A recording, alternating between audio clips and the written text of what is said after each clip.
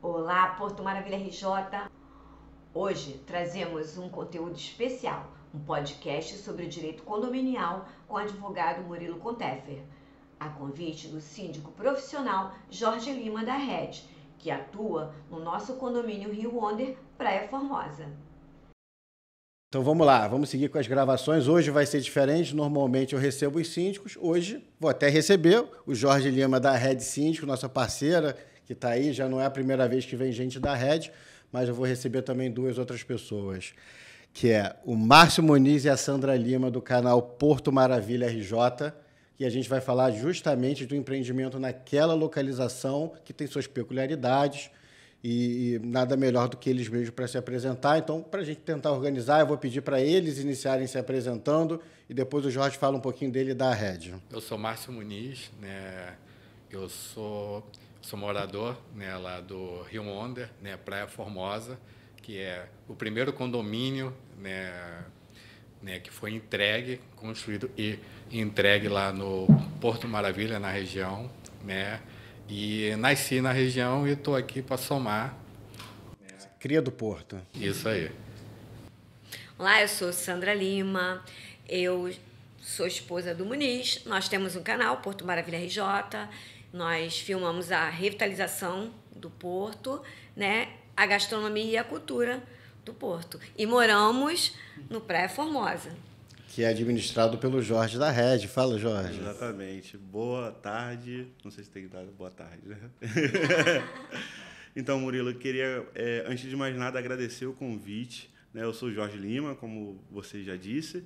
Eu trabalho na Rede Síndicos. Eu queria mandar um abraço aqui para toda a nossa equipe da Rede Síndicos e também para os moradores, né, do Rio Wonder, Praia Formosa, que eu tenho um enorme carinho. Jorge sabe, quando você vai fazer, principalmente você está ali na condomínio implantação, para receber é muito comum um vício construtivo. Então, você tem lá aquele prazo de 5 anos para você questionar a construtora, né?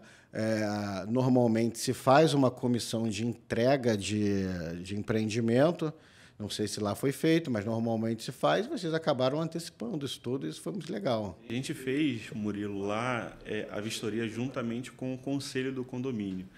E eu acho que esse trabalho que foi feito pelo Muniz e pela Sandra é tão espetacular porque dá à construtora uma atenção maior. Aquilo dali, não posso dar mole, porque tem um morador aqui, tem um casal aqui que fica rodando tudo, levantando o drone na região. Então, eu acho que o trabalho de vocês foi espetacular, não apenas pela relevância, mas por ajudar as pessoas e ajudar, de certa forma, o nosso trabalho como síndico, porque a entrega acaba sendo bem melhor que se não tivesse ninguém olhando, entende? Não, e mais uma coisa que é importante, que nós somos prestadores, né? Eu sou advogado de condomínio, o Jorge é síndico profissional, na Rede e tal, mas eu sempre falo que o sucesso do condomínio ele depende dos condôminos. Exatamente, eu falo muito sobre isso também. Ele vai depender dos condôminos, os condôminos eles têm que se ajudar. Então, numa situação dessa, na verdade, vocês fizeram um papel ali de comunidade importante, né? Um senso de comunidade importante, você está ali divulgando para terceiros usarem seu material para questionar o direito próprio, né? Então, e sem custo, né? Vocês não cobraram por isso. Isso é bacana também pra caramba.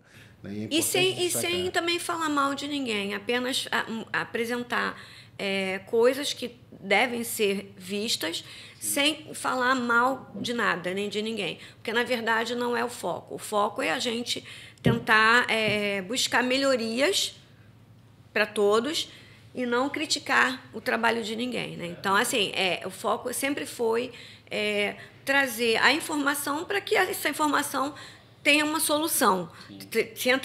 Seja feito alguma coisa em prol daquela informação que foi levada para aquele público, né? Mas foi muito relevante. Principalmente, eu fico pensando nessa parte, o Jorge...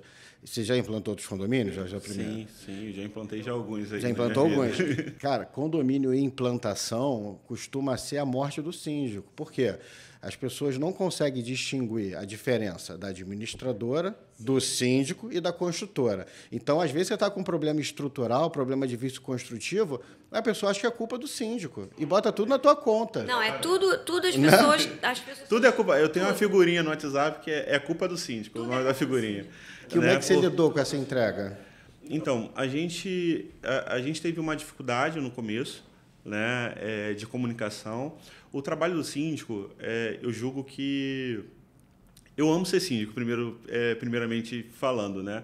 Tem muita gente que fala que é loucura, mas nessa loucura a gente acabou se especializando. Muita gente foge da implantação, e foi exatamente a implantação que eu me especializei e consigo trabalhar. Pô, eu boto o pé no prédio, eu sei exatamente o que eu vou fazer, passo a passo, qual é o caminho que eu preciso trilhar, né? Então, eu consigo largar na frente de muita gente porque eu sou especialista, de fato, em implantação.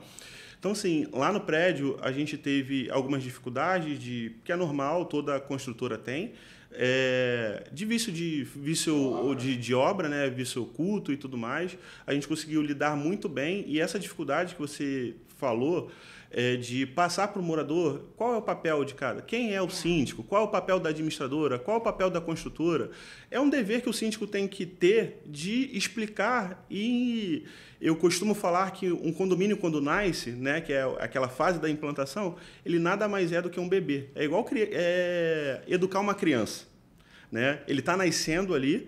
A criança, ela não sabe como as coisas vão funcionar, ela não sabe como que ela vai se machucar, ela não sabe nada. Então, cabe aos pais explicar, educar e dizer para ele como ele deve seguir, para que ele possa se tornar, no futuro, um adulto responsável. E aí você bem disse que não basta apenas ter um síndico bom, precisa ter moradores também adequados, querendo fazer o certo para aquele empreendimento dar certo, porque é o sonho das pessoas. Aí as pessoas acham que só escolhendo o síndico, escolhendo uma boa administradora, escolhendo os profissionais que vão atuar naquele prédio, vai dar certo. Mas o morador também precisa querer que dê certo. Principalmente, é o primordial, né, Murilo? Você sabe que, não sei se é um dado conhecido de todos, mas tem um estudo que revela que os prédios novos, os prédios em construção, cada apartamento ele tende a ser vendido antes de entregue para 3 pessoas. Por quê? Porque a pessoa vai lá, compra na planta, dá a entradinha dela, não aguenta pagar, distrata. Aí o outro vai lá, compra, dá a entradinha dele, distrata e acaba ficando com o terceiro. Normalmente, nesses contratos de construtora, tem uma cláusula dizendo que, se você, assim que o prédio for entregue, você passa a ser o responsável pela cota condominial. Quando está nessa situação de distrato, o que acaba acontecendo? O distratante, ele tem lá a obrigação de pagar o condomínio pelo contrato, a construtora passou aquela obrigação para ele, não paga, o distratante também não paga, porque ele está tentando devolver o apartamento. A justiça entende que a obrigação de pagar condomínio é de quem tem as chaves, então é da própria construtora, e aí a gente acaba vendo um cenário de uma inadimplência muito ampla nos prédios em implantação. Na largada, normalmente, você acaba pegando o prédio com 40%, 50%, 60% de inadimplência. Você passou por isso? Não passei, porque a medida que a gente adotou lá, para não ter essa dificuldade, foi colocar a garantidora logo na largada, porque senão seria muito difícil de implantar. O Porto ele estava nascendo. Não apenas o Praia Formosa estava nascendo uma região, né, uma nova região. Então, a gente tinha dificuldade, uma preocupação muito grande, principalmente pela parte da segurança, né? Então, era um lugar que não tinha muito movimento, que a gente saía pela rua, a rua estava escura. Então, sim, a gente tinha uma preocupação muito grande em resguardar o patrimônio, resguardar a vida dos moradores, né, trazer para eles uma segurança. Então, a gente precisava assegurar que a gente não teria problema financeiro para poder fazer essa implantação. Então, logo de cara, a gente apresentou aos moradores o serviço da garantidora, levamos para eles, para que os próprios moradores pudessem escolher qual empresa eles queriam contratar, ou se queria ou se não queria contratar, e se fosse escolher por esse serviço de garantidora, qual a empresa que eles iriam escolher, eles aprovaram isso em assembleia. E aí eu não tive dificuldade com inadimplência, por isso. Por conta disso. Foi excelente estratégia, tá? Para quem não sabe, gente, garantidora ela é um serviço como se fosse um serviço bancário, eles adiantam toda a cota condominial integral em troca de uma taxa. O que as pessoas não enxergam, que o lucro da garantidora não está nessa taxa, o lucro da garantidora está porque o débito condominial é um débito muito caro, porque você tem 1% de juros ao mês, 2% de multa, 0,5% de correção. Então, ao longo do ano, vai bater mais de 30%, né? E ainda tem os honorários. Então, acaba que o lucro dela está nos encargos, nos consectários que vêm do débito condominial, e as pessoas não enxergam isso. Muitas vezes o síndico, já no condomínio maduro, usa juros e multa, porque a inadimplência nem necessariamente ela é algo que não é saudável, às vezes é saudável, usa esse juro e multa para obra. Tá? Então, partindo desse princípio, você entende que garantidor é remédio ou você acha que vai se perpetuar para sempre ali no condomínio? Eu entendo que é remédio. Que é remédio. É remédio. O serviço da garantidora foi uma questão de uma estratégia por conta de uma implantação que estava ocorrendo. Por mais que a gente pudesse, de alguma forma, correr atrás, né, dessa inadimplência por meio do jurídico e tudo mais, a gente tem outras formas de cobrar o condômino, largar um condomínio em implantação naquela região sem a garantidora seria muito complicado. Até para poder cobrar, achei fantástico. Né, até para poder cobrar as pessoas, até recuperar esse dinheiro, a gente iria perder muito tempo. Quem é o proprietário, como eu te falei? Quem é? A construtora é o distrato? E aí fica nessa discussão, né? A construtora joga para o proprietário joga para a construtora, e enfim, a gente fala, ó, a dívida do imóvel. Alguém vai ter que pagar essa conta. Então, se o proprietário entende que essa dívida não é dele, cabe a ele cobrar da construtora. Não, vocês foram muito bem nesse ponto, assim. Vocês foram muito bem nesse ponto, porque a maior coisa que eu vejo de dificuldade nos prédios de implantação é a inadimplência, que bate às vezes 60% mesmo. E se tratando ali de uma área completamente nova, não sei como foi a ocupação, acho que eles são condôminos, podem falar melhor, mas tem que 1 ano de entregue. Quando que as pessoas começaram a morar? Né? Teve muita gente que começou a morar antes mesmo da luz chegar, porque pessoas que moravam na Baixada, na Zona Oeste, e trabalham no centro, então pagavam aluguel, então tinha uma necessidade de já morar no condomínio por conta de não pagar mais aluguel e estar perto do trabalho. Então, muitas pessoas foram morar sem nem ter luz no condomínio. Recebeu a chave e já foi morar. É mesmo? Recebeu a chave e já foi morar sem obra e sem luz. E a ocupação foi alta desde o início, então? Não, a gente começou na largada com poucas unidades ocupadas, de fato, né, morando. Acho que uns 20%, né? Foi bem baixinho no comecinho, algumas unidades ocupadas e muita gente em obra ao mesmo. Aí é aquele problema de implantação. A obra Aí é aquela confusão, né, da largada. Porque são, 100 obras, 150 obras ocorrendo ao mesmo tempo. Poeira para tudo quanto é lado. Aí a poeira bate no elevador, o elevador para. O pedreiro, que, enfim, ele não é morador, então ele... Deixa o elevador parado. Deixa o elevador parado, trava a porta, aí o elevador fica travado, porque não pode ficar travando a porta. Ele suja o corredor, né? Enfim, é uma complexidade muito grande da implantação. Eu acho que a parte mais difícil é essa largada da obra. Eu também acho. Porque depois fica mais tranquilo. Porque é uma obrinha ali, você consegue controlar. Aí para você fiscalizar, porque lá o condomínio ele é alvenaria estrutural. Então tem todo um conceito ali que não pode rasgar a parede, né, e tudo mais. Então o síndico ele tem que fazer essa fiscalização para que a gente possa segurar a segurança de todo mundo ali. Eu até gostaria de falar a respeito, como moradora, né, sobre isso, porque as pessoas, algumas pessoas, eu não sei o que acontece. Quando você compra um apartamento na planta, num condomínio, você entende que tem várias regras, né? Existem leis. Sim. Então você tem determinadas coisas que você pode ou não pode fazer. Então a gente depara às vezes com pessoas que compraram um apartamento e não entendem. Querem seguir a norma. Não entendem, não leram direito ali o que pode, o que não pode, e acabam cometendo certas coisas que não deviam. Às vezes nem entende mesmo. Mas você comprou, então você tem que... Eu não entendo, mas eu vou lá tentar entender o que eu posso e o que eu não posso. Sim. Eu já sei, por exemplo, o básico, que eu não posso ter um som alto. Sim. Mas sabe o que é isso? Muita gente que veio de casa.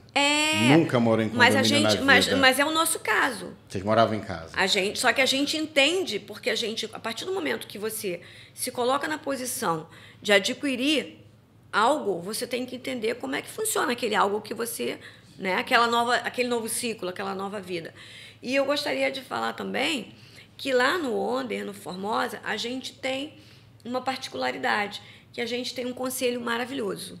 É verdade. Entendeu? A gente tem que são pessoas que estão do lado do Jorge ali, que são pessoas que realmente somam, que procuram saber o que está acontecendo, procuram resolver, e eles seguram, e eles o conselheiro, eles não ganham para isso, eles estão, né? Não são eles são remunerados. voluntários. E eles seguram no peito e compram a briga e estão ali, ó, vendo tudo, fiscalizando tudo. E a galera do nosso conselho, eles são muito especiais, muito especiais. Então, acabam, né, sendo parceiros do síndico, porque conseguem, né, ser solidários ao síndico, porque, como a gente estava brincando aqui, tudo cai na conta do síndico, e nem tudo é do síndico. Eu costumo falar, Murilo, que assim, o trabalho ele não é individual. Né? Então, a gente fez um evento, né, de 1 ano do condomínio, eu falei muito sobre isso lá com os moradores. Às vezes as pessoas veem o resultado, a gente tem um resultado maravilhoso no Praia Formosa, é um condomínio que eu amo, tenho um prazer enorme de trabalhar naquele condomínio, é um resultado muito bom, né, que a gente está tendo, a gente continua trabalhando lá, então a gente ainda tem esse resultado maravilhoso, mas não é um trabalho individual. Eu preciso, sim, de um conselho muito bom, atuante, porque a gente consulta o conselho para tudo. Né? A gente entende que, como profissional, eu não estou ali para poder mandar e ser autoritário, ser uma espécie de ditador. A ideia que a gente tem num condomínio na Barra da Tijuca pode não caber no Porto. É diferente. Cultura, né? A cultura é diferente, o morador é diferente. Então, não dá só para poder replicar coisas. A gente tem que avaliar qual é a necessidade. Né? Qual a necessidade? Bater um papo com o conselho. Poxa, a gente está com essa ideia aqui. O que vocês acham sobre essa ideia? Então, assim, ter empresas em volta, um bom jurídico, uma boa empresa de portaria, boa empresa de limpeza, sim, isso tudo, esse conceito todo, nos traz esse resultado que a gente tem lá. Eu vou até entrar nesse tema, só vou voltar um minutinho, que eu fiquei com uma dúvida, eu quero saber como é que você fez. Que obra em condomínio, ela é regulada pela NBR, tá? Então, exatamente. Toda obra em condomínio é regulada pela NBR 16680, que põe na conta do síndico a responsabilidade não só de fiscalizar, como de aprovar no final, né? Só que o síndico não necessariamente é um técnico de engenharia ou um arquiteto. Ele pode ser qualquer pessoa, pode ser um advogado, pode ser um médico, pode ser qualquer coisa. Como é que você lidou com essas 120 obras aí? Você é engenheiro? Não sou engenheiro. Aí é o que eu falo sobre ter equipe, né? Ter uma galera com você. E aí, mandando um abraço aqui para a doutora Juliana Martins, a nossa engenheira do Praia Formosa. Contratamos uma engenheira para o Praia Formosa para que ela pudesse não apenas fiscalizar no final, mas durante a obra. Então, a gente faz uma avaliação prévia. Então, o morador ele tem que fazer uma leitura de um QR Code para poder fazer um pedido, a gente analisar aquilo que ele vai fazer no apartamento dele. Diante dessa solicitação, a gente pode liberar ou não essa reforma desse condômino. Liberamos. Ele já é avisado que vai ter fiscalização na obra dele. Aí, tá vendo isso? Essa dica é boa. Ó. Na NBR 16680, é o síndico que é o responsável. Estratégia do Jorge, contratou uma engenheira para auxiliar ele, porque, do contrário, o síndico é responsável, civil, criminal, ambiental, e aí ele vai responder com patrimônio próprio, você foi muito bem. Estratégia inteligente. Muito, né? Mas já é a segunda que eu estou anotando aqui. Isso aí.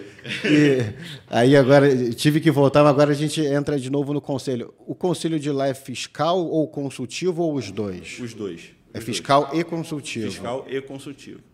E assim, vamos lá, só para a gente distinguir. O fiscal, o que ele faz? Ele analisa as contas do síndico, basicamente ele não decide o que compra e o que não compra, ele pega ali, foi orçado X, tem Y de nota, saiu do caixa Z. Tá certo? Tá certo. Ele não aprova as contas, mas ele recomenda para a Assembleia a aprovação. Esse é o Conselho Fiscal. O Conselho Consultivo ele é para tomar certas decisões do dia a dia. Como é que você lida com isso quando você tem aquele conselheiro que está conflitando entre si? Ou se você não tem conselheiro que conflita? Então, a gente tem sim, em alguns condomínios sempre tem, não tem jeito. A gente sempre tem conselheiro que vai conflitar um pouquinho mais. Normalmente é uma pessoa que está meio que destoando, né? Está todo mundo querendo caminhar para um lado e tem uma pessoa querendo caminhar para o outro. A gente entende que o conselho ele não pode todo mundo pensar igual. A discussão dela tem que ser ampla para que a gente possa tomar a melhor decisão.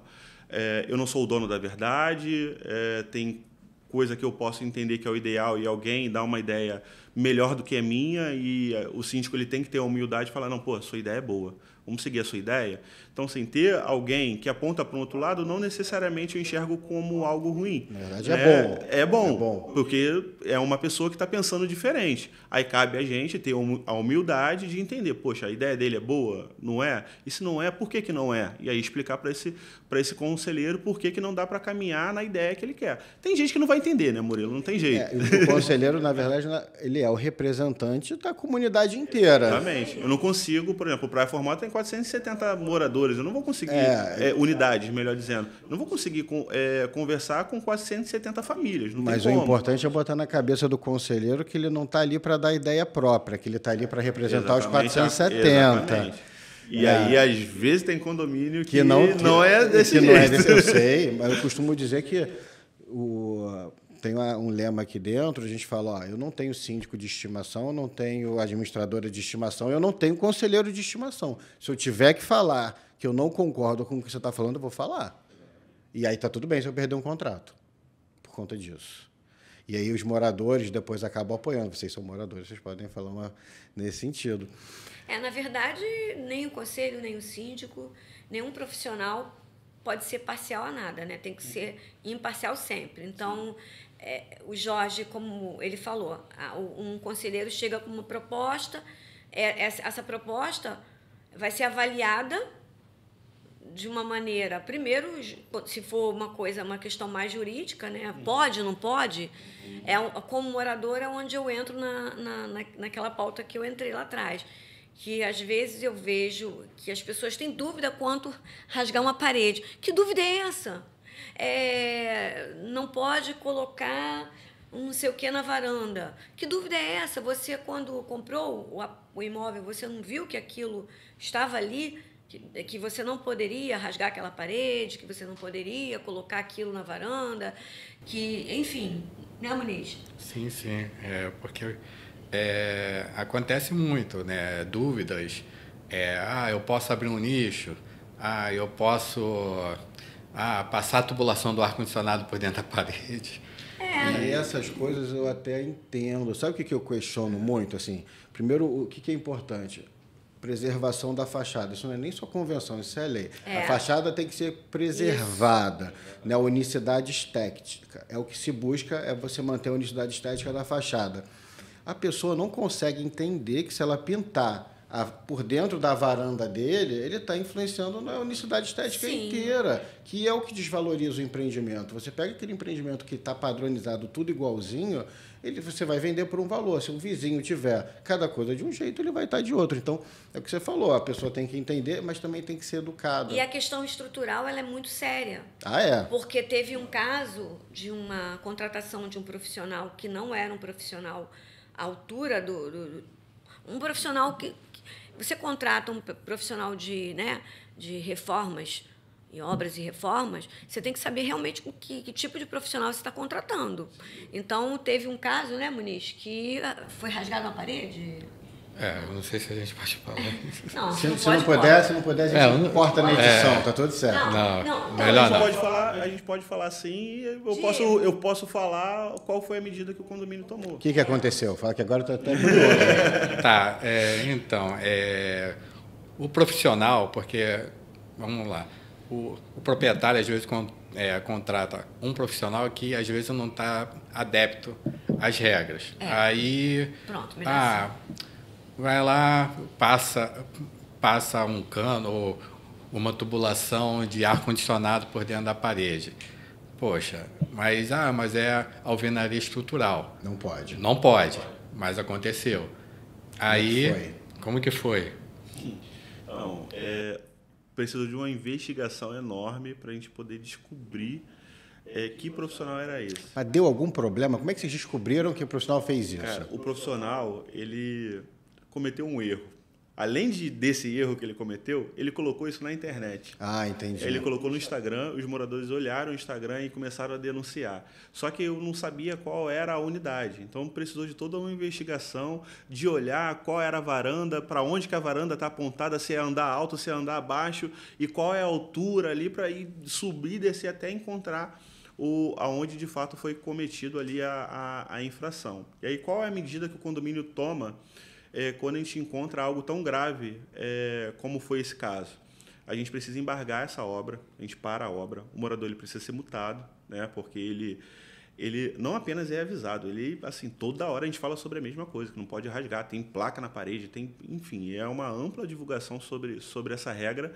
Então, ele precisa ser multado, né? A gente embarga a obra, ele precisa entregar para a gente um laudo de um engenheiro calculista, mandando para a gente esse laudo para que a nossa engenharia possa avaliar e falar se está certo ou não o laudo para poder autorizar a execução. Autorizando a execução, ele realiza e depois a gente precisa avaliar se foi bem feito. Então, dá uma dor de cabeça enorme. Enorme. E quando você faz isso tudo, o cara fala, na minha casa mando eu, vou continuar? Aí, meu amigo. Só a justiça. Só a justiça. Aí é o jurídico. Esse é o ponto. A gente vê muito isso. Às vezes o cara, ele está lá fazendo, ele fala assim, não, isso é dentro da minha casa, você não vai se meter. Tem condômino que não deixa o síndico entrar para fiscalizar, sendo que não tem convenção que preveja que você... aliás, toda a convenção prevê que o síndico tem o direito de entrar na unidade para fazer a vistoria. Óbvio que é de forma agendada e tudo mais. Sim. Agora, a pessoa ela entra ali com aquele negócio. Não, é a minha casa, eu vou fazer o que eu bem entender. Aí você vai ter que recorrer ao judiciário para poder garantir o bem comum em detrimento do particular, né? É o todo em detrimento de um. Então, a pessoa que tem esse tipo de pensamento, ela deve morar numa casa com um quintal grande, sozinha, verdade. Ou num condomínio de casa, dentro da casa dela. Mesmo assim, ela vai ter as regras do condomínio, né, que tem toda a sociedade, toda a comunidade precisa dessas regras de convivência. Porque, imagina, eu quero ouvir minha música lá em cima, 10 horas da noite. Então, tem que ter essas regras de convivência. E a parte estrutural, ela é uma parte mais grave, porque eu posso causar uma infiltração num apartamento embaixo, eu posso causar um transtorno para outras pessoas. A vida. Até a queda do prédio, do edifício. A vida das pessoas na vida. Teve um exemplo recente no centro do Rio, que quando foi descobrir, a pessoa tinha tirado uma parede estrutural e o prédio caiu, cara. Exatamente. Assim, eu sempre falo isso com os moradores. Contratem bem os seus profissionais. Sim, ainda que mais caro. Exatamente. Não tenta economizar nessa fase de obra, porque essa economia pode ser uma economia não tão inteligente assim. Porque acaba ficando mais caro depois, porque aí você tem que reparar o seu próprio imóvel, contratando um outro profissional, porque aquele não foi adequado, e aí ele causou um prejuízo na unidade de baixo, enfim, pode causar um prejuízo na área comum, e aí a gente vai ter que cobrar o proprietário por conta desse prejuízo que foi causado. Então, assim, às vezes essa economia da contratação do profissional não é uma economia tão inteligente. Não. E não é culpa do síndico se der errado. E não é culpa do síndico. Mas que tem que fiscalizar. Não, isso que você falou é primordial. Tem outras economias para fazer. Tem outras. Né? Inclusive, se tratando de um edifício tão novo, eu imagino que vocês devam ter algum case de sustentabilidade no condomínio. A construtora pensou em energia sustentável, alguma coisa desse sentido, placas solares, ou vocês mesmo, como condomínio, buscaram alguma solução para redução de custos de luz de área comum, alguma coisa nesse sentido? Então, nesse momento, a gente está nesse estudo, porque a gente queria levar no segundo ano, que é quando a gente está agora, né, que a gente acabou de entrar no segundo ano, essa possibilidade de placas solares, né, para o condomínio, para a gente ter essa economia. Porque, pela nossa experiência, aí é aquilo que eu falo de implantação, né, acaba gerando uma dificuldade muito grande de entendimento aos condôminos, porque quando você está no ano 1, no primeiro ano do condomínio, você tem um consumo. E aí você vai lá, faz um investimento de usina solar. coloca, reduz a questão de energia, né? A cobrança de energia, o morador fica feliz e tudo mais. Mas esse consumo ele vai aumentar, porque a quantidade de moradores vai aumentar. Então, ele vai subir mais vezes no elevador, né? Então, vai ter um consumo maior e a conta começa a aumentar e a usina não foi preparada para isso. Então, a gente costuma fazer a usina no segundo ano, que é onde tem uma habitação maior e tudo mais. Então, a nossa estratégia meio que é por esse lado, por esse caminho. O porto tem uma particularidade. A zona central, a gente não pode injetar energia na rede. Ah, não? Não posso injetar. Então, eu teria que se eu colocar uma usina lá, eu só posso consumir aquilo que eu estou injetando naquela hora. E o excedente você perde? Eu perco. E aí, ali não dá para executar, porque é um projeto que é caro, a gente sabe que uma usina solar não é barato, e aí eu não vou ter o benefício do crédito, né, para poder usar depois. É isso, é o que a gente estava falando. A gente está tratando não só de condomínio, não. Um condomínio no Porto, que é uma área completamente pensada e cheia de peculiaridade, né? Por sinal, o Porto é uma área que tem a tarifa social. Não sei se vocês sabem, a tarifa social ela vai trazer uma economia muito grande e ela é direcionada àquela territorialidade. Vocês chegaram a implantar, Jorge? Nós somos o único condomínio que tem tarifa social na região, o benefício aqui dos nossos moradores. Nós corremos atrás, assim, botamos o pé no prédio, a gente começou a correr. Não foi fácil, não foi uma questão fácil, a gente correu atrás. A gente não prometeu nada para os moradores, só falamos assim, a gente vai correr atrás, vamos tentar. E conseguimos. Né? A gente saiu de um custo que era de 87 mil reais, se não me falha a memória, e fomos para um custo de 26 mil reais. Um custo que era de 189 por apartamento, caímos para um custo de 57 reais por apartamento. De área comum. Não, na verdade, agora com o tema 414, né, ele cobra pelo mínimo por unidade. Então, é cobrado por unidade, então não tem cobrança por fora da área comum. Então, é cobrado por unidade. Então, esse é o custo final, isso. Então, isso que é importante. Tá vendo? Bons profissionais, você ter um jurídico estruturado, alguém que te fale das leis é importante. Talvez você esteja um único, porque talvez os outros não tenham nem conhecimento sobre isso. Né? A gente estuda muito. E aí, voltando um pouquinho para o tema da Sandra, que ela falou de nomes fortes da nossa cultura e tudo mais, como é que vocês promovem a interação dos condôminos ali dentro, eventos culturais? Vocês pensam nisso? Vocês pensam em resgatar a memória desses artistas do passado dentro do prédio de alguma forma? Isso faz parte do plano de vocês? Então, recentemente, a gente está conversando com o Conselho sobre resgatar a história do próprio Praia Formosa, né? Porque tem uma história por trás do condomínio Praia Formosa. Então, a gente está pensando em colocar um quadro, né, como era a Praia Formosa, né? Colocar um quadro bem no hall para que os moradores entendam que o que o nome do condomínio remete, né? Da onde veio esse nome desse condomínio. Então, tem uma história por trás. A gente faz muito evento, né, Sandra? Tem evento lá. Inclusive, você está falando do Praia Formosa, a gente filmou a palestra do Marcelo Alexandre, que é o Revelando a História, do Instagram, e ele, na palestra dele lá no Museu do Amanhã, ele colocou a foto da Praia Formosa como era. Se quiser, eu até te coloco... Não, é ótimo, que a gente quer fazer um quadro e colocar bem no hall para que os moradores saibam de onde veio o nome. Tem bastante evento ali para vocês, fazem bastante. A galera gosta de festa. Gosta. É um povo muito alegre. Existe essa... A questão cultural, ela é mais específica, né? Por exemplo, eu tive a ideia de fazer o Café com Porto Maravilha RJ. Nós fizemos a primeira edição do Café Porto Maravilha RJ, que foi muito legal. A gente conseguiu trazer pessoas do poder público, imprensa, artistas, grafiteiros, várias pessoas do carnaval, enfim. A ideia partiu justamente para trazer para esses novos moradores que estão chegando no Café Porto Maravilha RJ, que estão chegando no Porto, essa questão dessa cultura que já estava ali.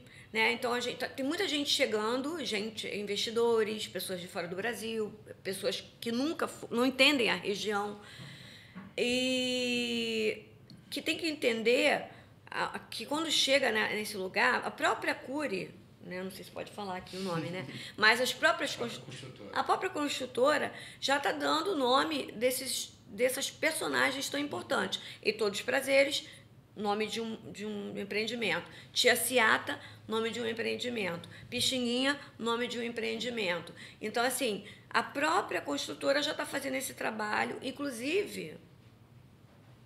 eu sei que pode ser cortado, né? Não sei. Inclusive, até o trabalho, a questão social mesmo, do cultural e tal, ela também tem feito, né? Porque, tipo, eu tenho muitos amigos produtores culturais, artistas, que estão tendo recursos através deles para fazer...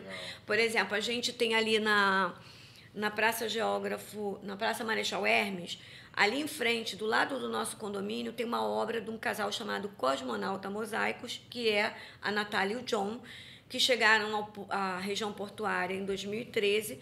Então, todos os trabalhos de mosaico da região, inclusive o mosaico do geógrafo Milton Santos, ali na escola Benjamin Constant, foi feito por esse casal, que é um casal incrível, que todos os mosaicos da região são feitos por eles, Natália e John. E também a questão dos grafites, né, que o próprio Passeio Ernesto Nazaré tinha uma pintura ali do Ernesto Nazaré, que é um grande músico da nossa música popular brasileira, e tinha uma pintura, hoje foi refeita, está muito mais bonito, né? Foi refeita toda aquela pintura ali do Passeio Ernesto Nazaré. E a região da Pequena África, ou até mesmo hoje, no Santo Cristo, já tem essa proposta de trazer esse resgate cultural, né? E dentro do condomínio vocês promovem? A gente promove bastante festa. Festa da administração. A administração promove a festa para integrar os condôminos. Às vezes a própria administração e às vezes o próprio conselho. Conselho, né? Também. O que a gente pretende fazer ali, qual é o intuito da festa, né? É promover a interação e a comunhão dessas pessoas, porque tem gente vindo, como a Sandra bem disse, dos lugares mais remotos, né? Mas moradia, todo mundo mora? Muita gente. Muita gente mora. Tem gente que veio de longe para poder morar lá, né? Olha, se o nosso síndico quiser fazer alguma coisa na questão de cultura, estou aqui. Aí, ó, tá aí o convite. Vamos fazer. Não, porque eu imaginei... O tour, né? A gente apresenta no nosso canal a questão histórica da região. A gente tem filmado, por exemplo, agora filmamos a palestra do Marcelo, que é um historiador, e a gente tem feito esse trabalho pelo canal, de falar da história da região, né? E a gente criou um tour, né? Um tour junto com a Fábrica Belling, né?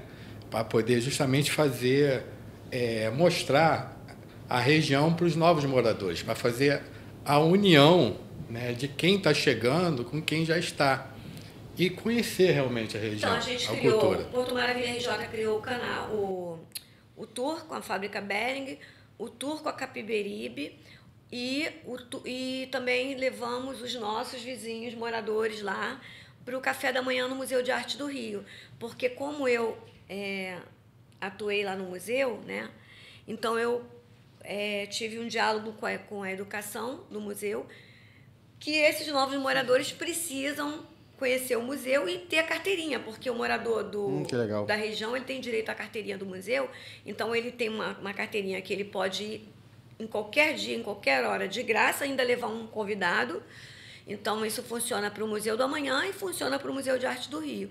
Então, eu fiz uma proposta para o museu e eu e o Muniz fizemos a proposta para os vizinhos e levamos os vizinhos. Então, hoje, os condôminos têm esse benefício de acessar essa parte cultural da cidade. É isso? Olha, que legal, tá vendo? É o que eu digo. A negociação aí para conseguir esses benefícios. Não, eu imaginei, engraçado, né? Você vê, é uma área. Hoje em dia tem quantos condomínios implantados ali? Entregou agora o quarto condomínio. Quarto condomínio. É centro, né? Ou seja, como no início da conversa a gente falou, que muita gente está ali pelo trabalho e tudo mais, e é muito próximo do aeroporto. Eu imaginei que tem uma demanda por locação de curta temporada muito grande, o Airbnb. Tá? Você tem essa demanda ou foi só impressão minha? Não, tem. E é uma demanda enorme. Muita gente comprou para investir. Muita gente comprou para investir. Né? Então, o que a gente fez, Murilo? A gente aconselhou o debate, um debate amplo. Né? Então, a gente montou uma comissão para poder rever o regulamento interno. A gente entrega uma minuta para que eles possam avaliar essa minuta e ali ir mexendo naquela minuta. A gente entrega para o jurídico avaliar, dar o aval e a gente depois aprovar em assembleia. Foi assertiva. Hoje a gente tem a alocação de curta temporada funcionando. Né? No geral, está funcionando bem. Logicamente, a gente tem algumas dificuldades. Vou te dar um exemplo aqui. São pessoas do mundo inteiro que chega ali. Então, assim, até, né? Exatamente. E aí, por exemplo, eu já tive contato lá com o russo. E como que fala russo? Como que você vai se comunicar com uma pessoa de uma língua que você não sabe falar? Então, a gente precisou ir pensando a cabeça, né, fora da caixinha. Aí você abre aqui o celular, coloca num tradutor, você escreve, entrega na mão do cara, o cara vai lá, escreve, e aí você vai se comunicando dessa forma. A portaria tem que estar muito bem preparada para poder receber essas pessoas, porque a pessoa chega, ela não vai conseguir se comunicar muito bem. Então, a gente foi adotando algumas medidas para que a gente pudesse ter uma estadia também para o inquilino de curta temporada, uma estadia boa, porque é uma pessoa que está chegando muitas das vezes de fora do país ou de fora do Rio, ela quer ter uma experiência boa também, né? Ela quer chegar ali, o endereço ter uma paz, ser um ambiente que ela vai ficar feliz e tudo mais. Então, a gente também tem essa preocupação, por mais que seja curta a temporada, às vezes até curtíssima, que é um final de semana, mas a gente tem um contato muito bom até esse momento. Eu achei bem interessante a questão de ter um regramento, né? Mas como é que vocês fazem para exigir o cumprimento da convenção e do regulamento interno por essas pessoas? Ou seja, eles são cumpridores das normas, assim como os outros? Eu não sei como funciona a área comum lá, mas o acesso à piscina, como é que vocês lidam com isso? Eu quero dizer só botar uma vírgula aí. O que acontece? Nós somos um condomínio Rio Onder. É um complexo Rio Onder, são três condomínios diferentes que utilizam a mesma área comum. Agora explica. Então, é por isso que eu imaginei. Você tem uma área comum ampla, e aí, como é que você faz para fazer com que aquele cara cumpra a regra? O Muniz trouxe um ponto aqui, que é o fator que complica muito ali. Porque, assim, por mais que a gente estude, tente fazer algo assim maravilhoso, vai ter alguns pontos que vão sair um pouco do controle, porque são pessoas vindo de fora, às vezes, como a Sandra já disse aqui, não entendem a cultura, não entendem a prática, não vivem ali, então não sabem como que é o dia a dia do prédio. Então, a gente tem, sim, de fato, uma dificuldade, principalmente na área comum. No Praia Formosa, falando do Praia Formosa, o que a gente adotou? O morador, o proprietário, ele é o responsável por aquela unidade. Então, se ele está alugando, o problema é dele. É problema dele, ele que tem que regular, ele que tem que controlar seus inquilinos. Então, é a obrigação dele passar essas regras, né, para os inquilinos. A gente tem horário para poder chegar, a gente tem um controle ali da nossa portaria. E aí, quando alguma coisa foge, né, da regra comum, a gente vai lá, vai notificar, e aí se fizer de novo é multa, e aí não tem jeito. A gente segue por esse caminho. Mas os proprietários, eles estão bem atentos, pelo menos do Praia Formosa. Eles estão bem atentos, porque quando alguma coisa foge e a administração fala, notifica eles e multa, normalmente o contato, o retorno deles, logicamente tem um ou outro que destoa, né? Sempre vai ter, mas a grande maioria dá um retorno positivo para a gente, entende que houve ali uma falha, né, do inquilino deles e pede desculpa e tudo mais e tenta reparar o problema. Não, porque a gente está num momento que é interessante, tá? Você está falando, o condomínio foi entregue há 1 ano. Há pouco tempo atrás não existia esse tipo de plataforma, como não existia iFood, não existia Uber, não existia nada disso.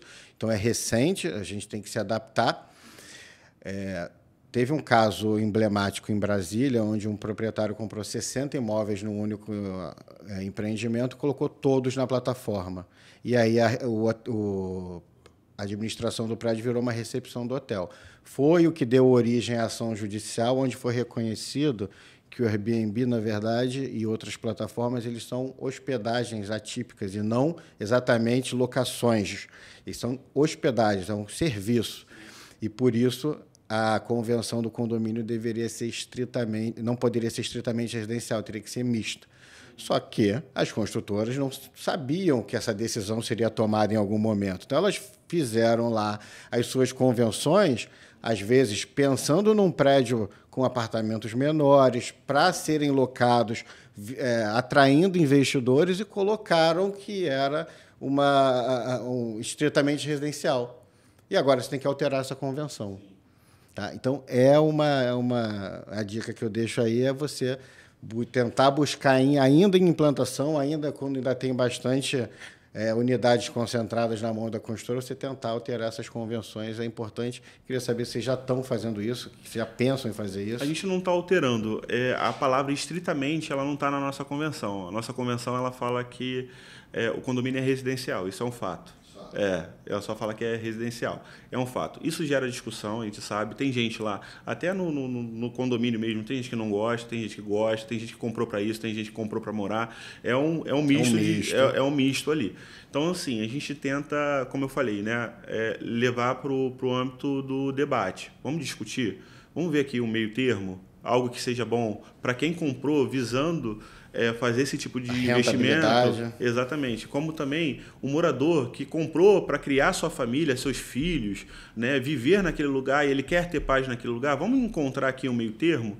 E aí a gente hoje, como o Muniz trouxe também esse tema, a gente tem a dificuldade porque cada síndico acaba pensando de uma forma, né? E somos 3 condomínios com 3 síndicos diferentes.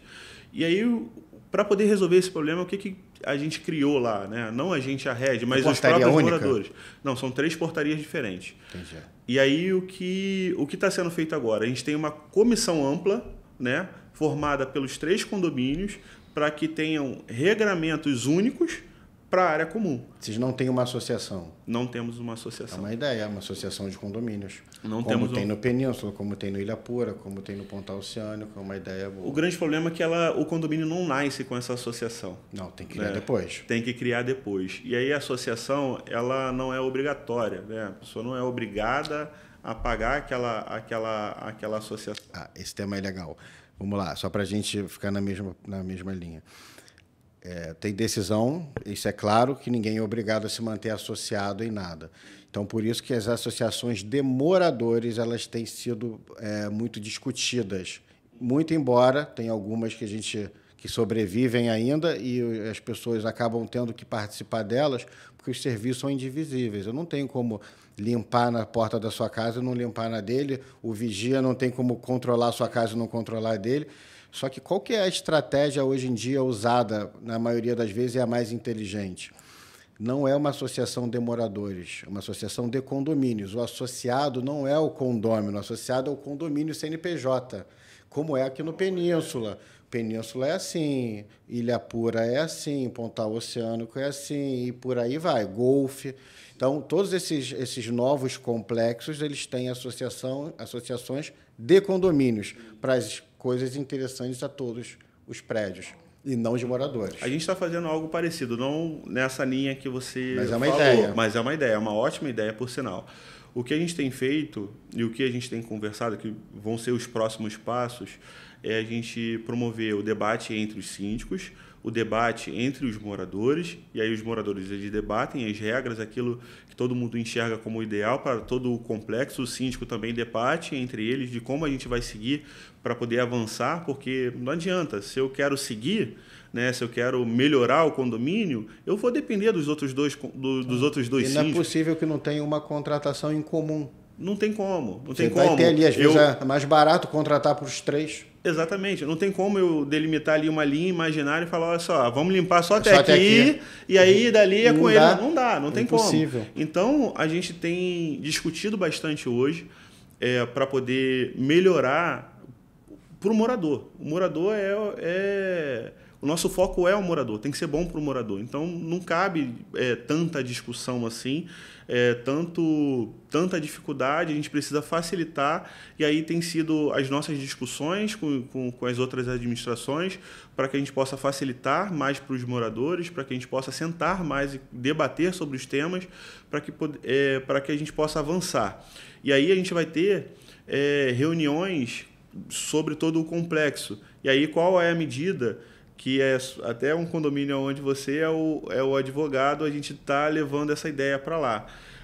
Fazer uma única reunião com 3 atas diferentes, que aí a gente consegue seguir, né? A gente não vai estar ali desrespeitando ninguém, houve a assembleia, mas as atas vão ser distintas. Isso é interessante. Você bota o sistema de votação, Exatamente. faz as assembleias simultâneas. Exatamente. Né? Agora, sim, é uma região ali, vocês como moradores conseguem me mostrar bastante, que a gente não tem supermercado, a gente não tem farmácia, padaria. Como é que vocês fizeram aí? Na verdade, a gente tem um supermercado na Rua Santo Cristo, que até poderia, né, atender, mas não, tem coisas que não atende. E há pouco tempo surgiu um outro supermercadinho, mais pequenininho, também na Rua Santo Cristo, mas tem outras demandas. Por exemplo, a gente não tem um hortifruti, não tem um sacolão, não tem. Então, e esse desafio, como é que vocês lidaram? O condomínio... Aí, Jorge. Vamos lá, Murilo. O papel do síndico, ele não é apenas um prestador de serviço que vai ficar ali pagando conta, né? Não é a forma que a rede atua. A gente entende que a gente precisa melhorar a vida do condômino e que a gente precisa, de alguma forma, transformar aquele local. Então, quando a gente bota o pé no prédio, a gente precisa avaliar o que eles precisam, qual é a necessidade do prédio, qual é a dificuldade do morador, aonde está difícil para ele, o que eu posso fazer que, assim, vai trazer para ele um conforto maior. E aí, com essa dificuldade da região, porque é algo que está nascendo, logicamente vai ter, né? Daqui a algum tempo, eu acredito que daqui a um ano e tudo mais, tem muita gente investindo ali, né? Então a gente vai comer. O mercado já vai ter um mercado grande, que a gente sabe. Legal. Dezembro. Então, a região já está mudando, mas o morador ele não pode aguardar essa mudança, não pode aguardar dezembro para poder fazer uma compra no hortifruti. Então, o que eu posso fazer para poder trazer um conforto melhor para o condomínio? Foi aí que a gente começou a discutir e corremos atrás para poder criar uma feirinha. Você tem uma feirinha comunitária dentro do condomínio? Dentro do condomínio, que funciona toda a quinta-feira. São profissionais que atuam já com isso. Vocês conseguiram recrutar? Começamos a recrutar, liga para um, liga para cara. outro, né? Poxa, um foi lá, não seguiu, ou a gente combinou uma reunião com o cara não compareceu, descarta esse, liga para outro. Até a gente conseguir montar a nossa feirinha. Aí a gente já tinha o cara do legume, né? Lá com as frutas e legume, aí já foi um... Aí a gente ligou para o cara do padeiro, que já atendia os moradores, então vinha um padeiro passando na rua e o morador já comprava com ele. A gente, cara, o que você acha de você entrar? Né? Você vende aqui na porta, por que você não entra? E a gente estabelece aqui um dia da feirinha e aí você vende aqui o seu pão aqui. Ele não vende só pão, né? Até eu sou cliente do cara. O cara vende pra caramba lá. Vende de tudo, acaba com a minha dieta. A melhor coisa é o horário, né? Exatamente. O horário foi pensado... Vocês aprovaram em assembleia isso? Não aprovamos em assembleia. Mas assim, não tem nem... É tão bom... Que não tem questionamento. Não tem questionamento. Todo mundo gostou. Não precisou nem de assembleia. Não tem questionamento sobre isso. Ao contrário. Existe elogio de todas as partes. Achei a iniciativa fantástica. Não, agora eu quero lembrar uma outra coisa, Jorge. Que nosso foi o primeiro. E o showroom foi o maior sucesso. Hoje, os novos condomínios que estão replicando as ideias do showroom do nosso. E aí, Jorge? Mas como é que era esse showroom que eu não... A gente faz uma espécie de feirão, né, Murilo? A gente levou essa ideia para eles também, porque quando o condomínio nasce, ele nasce, como eu te falei, igual um bebê. O que o bebê precisa? Quando, né, a mãe e o pai, né, têm um filho? Precisa de um enxoval, correto? Precisa ali do mínimo para ele funcionar. Então, o condomínio ele precisava de carrinho de compra, precisava de uma série de coisas, precisava de ar-condicionado, precisava de uma série de coisas que a gente precisava correr. E qual era a sacada? não levar esse custo extra para os moradores. Vamos tentar correr atrás dessas coisas e tentar aliviar ao máximo o morador, para não levar uma cota extra muito alta. Então a gente começou, todas as empresas querem entrar no prédio, tá todo mundo querendo vender. O cara do aquecedor ele quer vender para os moradores, o cara do móvel planejado quer entrar e vender para os moradores, quem vende ar-condicionado quer entrar e quer vender para o morador. Então, vamos lá, você quer vender para o morador? Eu te entrego o cliente para você.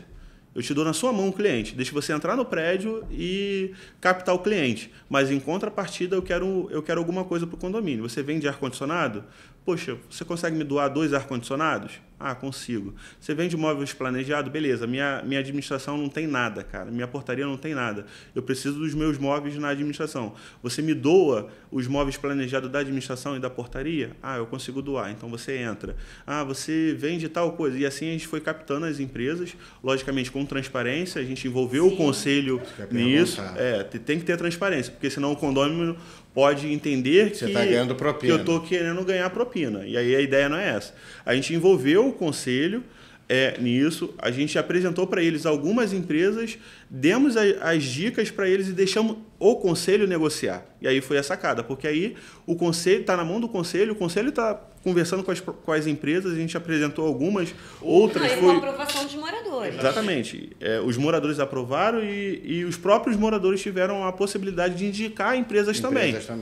E aí, foi colaborativo. Foi colaborativo. E aí funcionou super, porque a gente conseguiu várias coisas, né, para o condomínio, que seria por meio de cota extra. Conseguimos ar-condicionados, conseguimos, como eu falei, móveis planejados, carrinho de compra, enfim, conseguimos várias coisas para o condomínio por meio desse showroom. E eu vou fazer uma colocação. Mais importante que conseguir todas essas coisas é poder ter bons profissionais para indicar, porque todos esses profissionais foram selecionados a dedo, foram avaliados se a empresa é séria, se a empresa é comprometida, se ela é queimada, se ela não é. Não entrar nesse showroom. Foi feito um filtro. Nesse showroom não entrou qualquer empresa. Não, elas foram bem averiguadas. Você imagina, você está colocando uma empresa para o morador, indicando para o morador, compra com essa empresa. Só porque ganhou um móvel. E aí o morador compra e não... Não, mas aí tá aí a importância da profissionalização do setor, né? Exatamente. E aí o bacana que é esse evento, porque o morador, o que o morador quer, Murilo? O morador ele quer desconto. O morador ele tem que fazer várias aquisições de uma série de serviços, né, ao mesmo tempo, porque o apartamento dele tá cru, né? Tá cru. Ele precisa fazer várias coisas ao mesmo tempo. Então ele precisa de preço.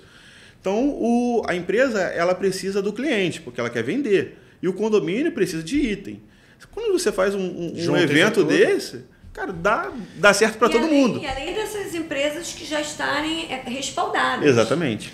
Jorge, mas assim, eu falo bastante isso, às vezes fico repetitivo. Tem espaço para o síndico morador, mas está cada vez menos, né? Eu queria até ouvir na visão de vocês. Vocês acham que um síndico morador teria capacidade de fazer essa organização, essa liderança? Quando se fala nesse assunto, eu já sou totalmente contra, porque eu acho que realmente a gente precisa de profissionais. Uma coisa é você ter um conselho morador, outra coisa é você ter um síndico, né? Então, assim, eu acho que o Muniz também, né? Nós não concordamos. Síndico profissional. Você acha que condomínio desse porte hoje vive sem advogado? Não.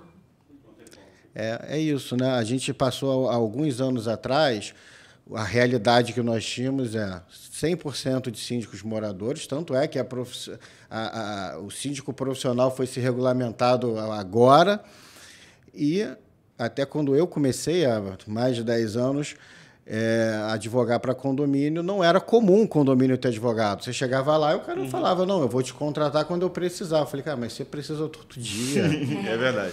Você precisa todo dia. Você tem que entender que a sua convenção nada mais é que uma lei interna. Exatamente. E o advogado é quem interpreta a lei. É essencial, Murilo, é essencial. Então, assim, para você fazer uma contratação de um serviço, você precisa do jurídico do seu lado. Claro, ele tem que olhar. Eu estava até fazendo esse comentário mais cedo. Se eu for cotar um serviço de limpeza, eu não consigo comparar os preços se eu não passar a cotação antes pelo jurídico. Por quê? Porque eu tenho que entender A pessoa que vai ser contratada, ela vai mexer em banheiro de grande circulação? Vai, então tem adicional de insalubridade, um grau máximo. O banheiro é de média circulação, então é grau médio. Não vai mexer em banheiro, então não tem adicional de insalubridade. Então essas coisas são pequenas, são detalhes, só que lá na frente a conta chega num processo judicial e não é barato. Eu estou com um condomínio, você sabe disso, que vocês assumiram lá recentemente, pegaram esse pepino, com 2 milhões de reais de passivo trabalhista. Nossa. Grande maioria, insalubridade. Não paga para o funcionário indevido. Exatamente. Por isso, Murilo, eu acho que você precisa, sim, de um bom profissional, de um bom síndico. E aí, falando sobre esse tema que você levantou, sobre o síndico morador, recentemente, a gente vem pegando muito condomínio que nunca teve síndico profissional. Sempre foi síndico morador. E aí, quando você pega e começa a avaliar o histórico do prédio, até porque você precisa fazer um estudo, até para poder avançar, você precisa entender o passado, né? Você vê muitos erros acontecendo. Logicamente que existem exceções, né? Às vezes o profissional, o síndico profissional também pode morar né? Não, e ele pode morar pode ser que ele mora no prédio, sim, ele é síndico morador, mas ele é profissional. É difícil, é muito difícil. Cara, é difícil. Até o síndico profissional, ele não quer ser síndico do não próprio quer, do próprio prédio. Rapaz, no meu prédio as pessoas nem sabem que eu sou advogado de condomínio, porque eu não quero. Não tem como. Não. Senão você não tem paz. Mas a contratação, ela precisa partir, porque as pessoas... a gente estava conversando sobre isso, né, no caminho para cá. As pessoas visam muito preço só. E não é só preço que é o importante. Poxa, você vai fazer uma contratação, que empresa é essa? Onde que ela atua? Com quem ela está lidando? É uma empresa realmente boa? Ela paga os funcionários? Na hora dela mandar a nota para o pagamento, ela manda todas as documentações para que a gente possa avaliar e liberar o pagamento dela? Porque senão acontece isso. Você disse, você começa assumindo passivos, e aí vira uma bola de neve lá na frente. E isso é importante, que o papel do síndico é fiscalizar mesmo, ele não só contratar bem, ter um contrato bem amarrado, como fiscalizar a execução desse contrato e ver as documentações. E não é só isso, não, é contratar quem tem capacidade de ressarcir, quem tem capacidade de bancar pelo próprio ato. Eu digo, nós todos erramos. Nós cometemos um erro, por exemplo, num condomínio, deve ter uns 6, 7 meses, e deixamos de recorrer por conta de custas, a gente recolheu as custas erradas, erro interno, humano, e por conta disso o condomínio perdeu a oportunidade de se defender num processo que foi condenado em 16 mil reais. Cara, eu botei a mão no bolso e paguei. Então, tá aí a diferença de você contratar um escritório de meia porta ali, que o cara não vai ter essa condição, e você contratar um escritório de estrutura. A gente tem um seguro de 2 milhões de reais. Se eu tiver algum problema, óbvio que eu paguei esses 16 mil e acionei meu seguro. Mas eu tenho como fazer isso? Então, você vai ter, na hora da contratação, você tem que fazer um critério, né? Você não vai contratar qualquer um. Exatamente. Né? Isso é importante. Um síndico profissional, ele tem todo um diferencial.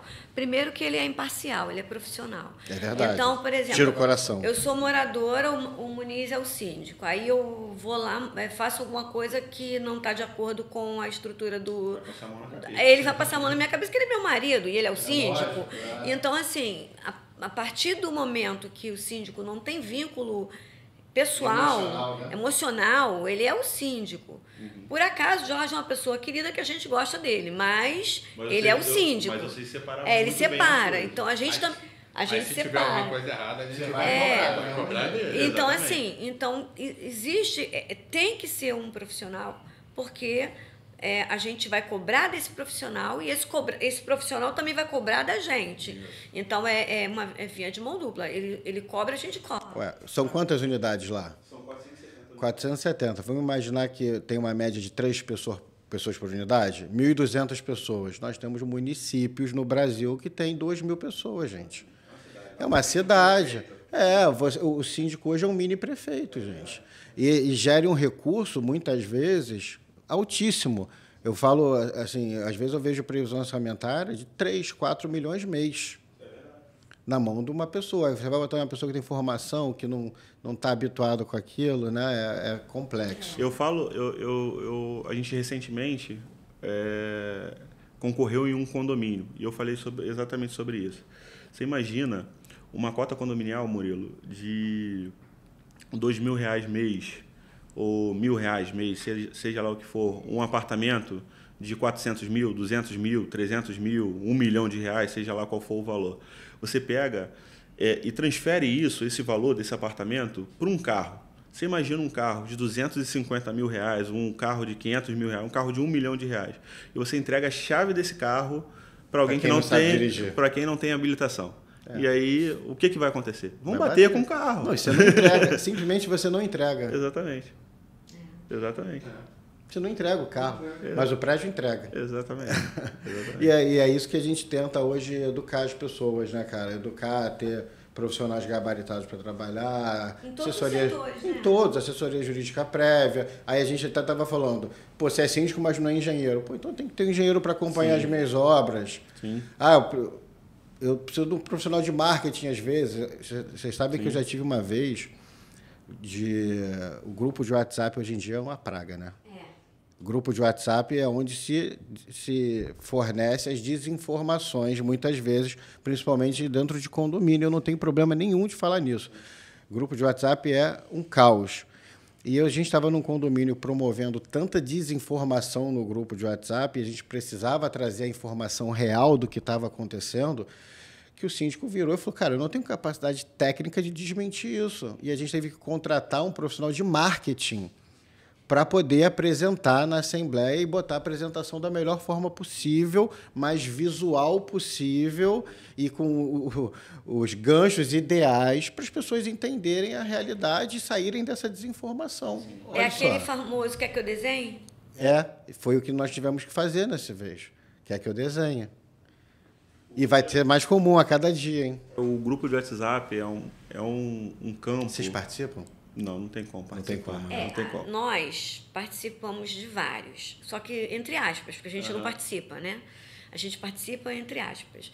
Porque realmente quem cuida de uma casa, quem trabalha fora, quem tem família, quem tem marido, mulher, não tem tempo de ficar o dia inteiro naqueles grupos de WhatsApp.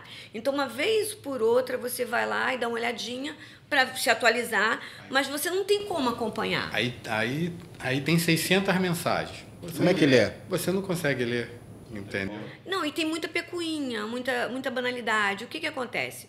A gente tem vários grupos de WhatsApp. Ele tem da profissão dele, eu tenho dos meus culturais, de produção cultural, cinema, vários. Então, naqueles grupos, condomínio, as pessoas falam coisas que não tem nada a ver. Se é cinema, fala de cinema. Se é cultura, fala de cultura. Se é de eventos, fala de eventos. Se é do condomínio, cara mistura tudo, fala das causas principais do condomínio, as pautas. Mas aí também existem desrespeitos, pecuinhas, pessoas se ofendem. E isso é muito sério. A questão. Esse é o ponto que eu trago sempre. O WhatsApp, a internet, ela não é mais terra de ninguém. Então, hoje em dia, você cometeu uma ofensa ali, você está cometendo um crime contra a honra, ou você está até trazendo um prejuízo financeiro para a pessoa que vai deixar de ser contratada, porque é uma pessoa pública. Então, hoje em dia, as pessoas respondem, tanto o autor da ofensa, quanto o administrador do grupo. A fake news é muito complicada, né, Murilo? É complicada de lidar, então você tem que tomar cuidado com isso. E aí, o síndico, a maior dificuldade que ele tem é a parte política. Porque o que acontece? Você multa ou notifica uma pessoa, aquela pessoa vira o seu opositor. E aí ela vai para onde? Ela combate, grupo do WhatsApp, ela né? combate com você cara a cara? Não combate. Ela vai para você por meio judicial? Não vai. Ela vai para o grupo de WhatsApp. E aí começa a falar mal de você, começa a trazer Tribunal da internet. Exatamente. Então é uma dificuldade muito grande que a gente tem hoje, é o WhatsApp. A gente sempre fala com as pessoas sobre isso. A gente não recomenda o grupo, porque ali as pessoas acham que é terra de ninguém. E a gente tem um desprazer, a gente não quer processar nenhum morador, a gente não quer dar uma notificação extrajudicial a nenhum morador por conta desses motivos, mas às vezes é necessário. É necessário até para você manter o foco, que é o bem-estar coletivo. Sim. E não a picuinha, porque você não sabe por que aquela pessoa está incomodada, né? Recentemente a gente teve um caso que eu cheguei para o meu conselho e falei, gente, eu não tenho como atuar nisso.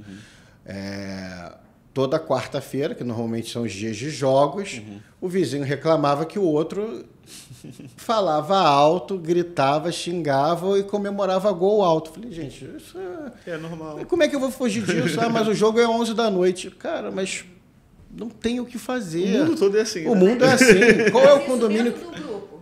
Não, isso virou uma reclamação formal. A pessoa formalizou uma reclamação para a administração, que chegou para nós, e a gente teve que responder a notificação extrajudicial, que o vizinho dela estava gritando gol.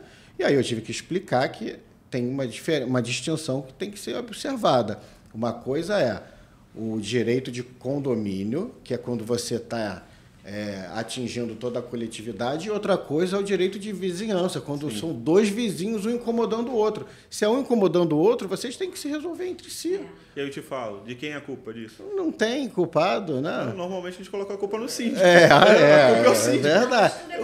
Os dois brigam, a culpa Mas é foi minha. mas foi isso que aconteceu. Eles estavam brigando isoladamente. Eu bati o pé que era um direito de vizinhança e não de condomínio. E aí o que a gente recebeu foi o síndico e o jurídico são inertes. Dos dois lados, os dois reclamaram. Exatamente. Então, E é muito complicado lidar com isso. É muito complicado. Vocês estavam falando lá atrás sobre a questão do aluguel por temporada, né? O nosso canal promoveu muitos aluguéis por temporadas, porque muitos investidores dos Estados Unidos e da Europa compraram apartamento nesses novos residenciais através do nosso canal. E a gente tem muitos depoimentos, eu costumo printar e salvar esses depoimentos, né, para guardar, porque é muito legal. Muitas pessoas de fora compraram sem nem conhecer a região. Compraram por causa do canal e acreditam na região por causa do canal. Então, assim, e muitos para fazer o aluguel por temporada. Isso é importante pra caramba. Disseminação até da economia, né? A gente apresentou a região assim do modo que as pessoas acreditaram no que estava acontecendo. Poxa, realmente aquela região ali está revitalizando, está acontecendo as coisas, então eu vou investir, eu vou comprar um apartamento, vou comprar 1, 2. Entendeu? Coisas que estão acontecendo assim, uma coisa que aconteceu que eu acho fundamental foi o Terminal Gentileza. Porque a gente tem ali no Terminal Gentileza a questão da mobilidade urbana, que vem pessoas de Zona Oeste, Zona Norte, Baixada, muito fácil. Pessoa da Barra tem ônibus direto, Terminal Gentileza. Então, o Terminal Gentileza trouxe pessoas da Baixada, da Zona Oeste, Zona Norte, para comprar os seus apartamentos, ainda ter essa facilidade, né, de antes mesmo de estarem morando aqui, estarem transitando por aqui através do Terminal Gentileza. Então, a gente tem hoje a Rodoviária Novo Rio, o Terminal Gentileza, o VLT, ônibus, metrô, trem, tudo ali próximo. Então, essa questão de mobilidade atraiu muito. E era uma coisa que não tinha um tempo atrás, né? Sim. Hoje em dia. Não, gente, então acho que a gente teve um bate-papo muito bacana. Eu vou deixar a dica para vocês irem lá no canal do YouTube do Porto Maravilha RJ, que aí vocês vão conhecer mais sobre essa área. A Red já é de casa e vamos esperar o próximo aí, vamos ver quem vai ser o próximo convidado. Beleza? Gente, obrigado.